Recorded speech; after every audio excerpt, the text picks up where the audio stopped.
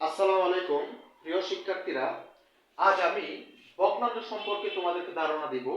অর্থাৎ যারা ভগ্নাংশ সম্পর্কে জানার, অর্থাৎ যাদের ভগ্নাংশ সম্পর্কে কোনো ধারণাই নাই, তাদের জন্য আজকের এই ক্লাসটি।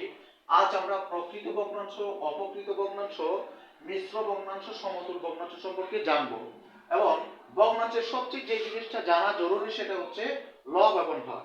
তাহলে ভগ্নাংশ যদি তুমি পারতে চাও তাহলে তোমাদেরকে আগে জানতে হবে লব কি হর কি।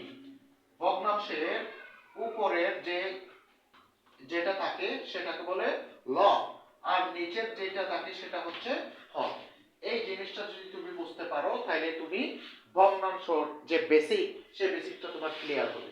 তাহলে আজকে দেখব প্রকৃত ভগ্নাংশ কি, প্রকৃত ভগ্নাংশ কাকে বলে।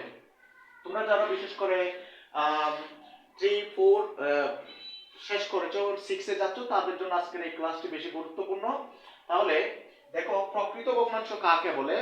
যে ভগ্নাংশে হরের চাইতে লব বড় থাকে, অর্থাৎ এই যে হর নিচেরটা চাইতে উপরেরটা বড় থাকবে, তাকে বলে প্রকৃত ভগ্নাংশ। তাহলে দেখো নিচে হর 5, উপরে লব 3, এটা হচ্ছে প্রকৃত ভগ্নাংশ। এবার দেখো অপ্রকৃত ভগ্নাংশ কাকে বলে। যে ভগ্নাংশে হরের চাইতে লব বড়, অর্থাৎ নিচেরটা চাইতে উপরেরটা বড়, তাকে বলে অপ্রকৃত ভগ্নাংশ। দেখো এখানে হর আছে 5 আর লব আছে 8, তাহলে এটা হচ্ছে অপ্রকৃত ভগ্নাংশ। মিশ্র ভগ্নাংশ কাকে বলে। মিশ্র ভগ্নাংশ হচ্ছে একটা প্রকৃত ভগ্নাংশের পূর্ণ সংখ্যা থাকবে।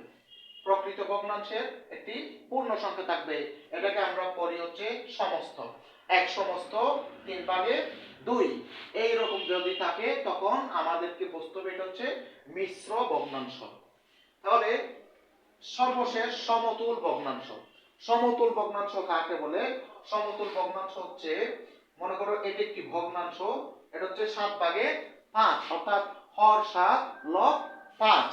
যদি এইরকম থাকে, এটা পর পর দেখো নিচে দেখো 7 3 5 এ 15, 3 5 এ 15, 3 7 এ 21, এরকম যদি থাকে।